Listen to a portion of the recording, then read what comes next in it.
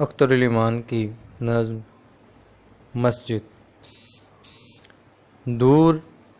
برگد کی گھنی چھاؤں میں خاموش و ملول،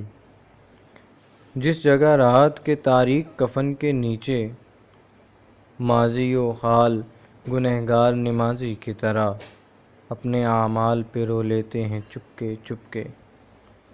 ایک ویران سی مسجد کا شکستہ سا کلش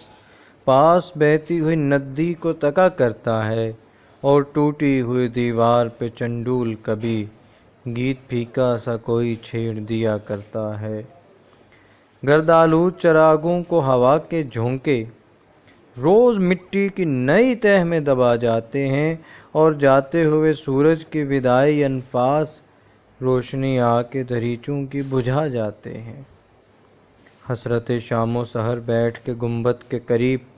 ان پریشان دعاؤں کو سنا کرتی ہے، جو ترستی ہی رہیں رنگے اثر کی خاطر، اور ٹوٹا ہوا دل تھام لیا کرتی ہے۔ یا ابابیل کوئی آمد سرما کے قریب اس کو مسکن کے لیے ڈھونڈ لیا کرتی ہے، اور محراب شکستہ میں سمٹ کر پہروں داستان صد ممالک کی کہا کرتی ہے۔ ایک بوڑھا گدھا دیوار کے سائے میں کبھی اونگ لیتا ہے ذرا بیٹھ کے جاتے جاتے،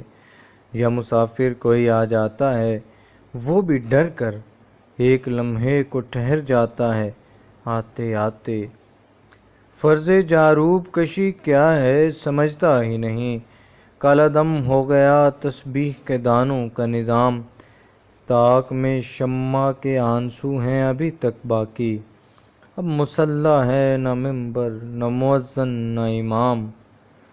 آ چکے صاحب افلاک کے پیغام و سلام، کوہ و در اب نہ سنیں گے وہ صدائے جبریل، اب کسی کعبہ کی شاید نہ پڑے گی بنیاد، کھو گئی دشت فراموشی میں آواز خلیل، چاند پھیکی سی ہنسی ہنس کے گزر جاتا ہے، ڈال دیتے ہیں ستارے دھلی چادر اپنی، اس نگارے دل یزداں کے جنازے پہ بس ایک چشم نم کرتی ہے شبنم یہاں اکثر اپنی۔ ایک میلا سا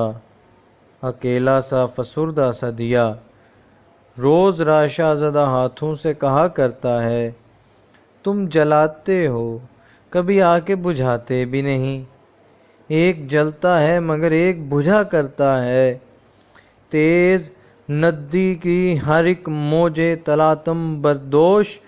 چیخ اٹھتی ہے وہیں دور سے، فانی فانی، کل بہا لوں گی تجھے توڑ کے ساحل کی قیود، اور پھر گنبد و مینار بھی پانی پانی۔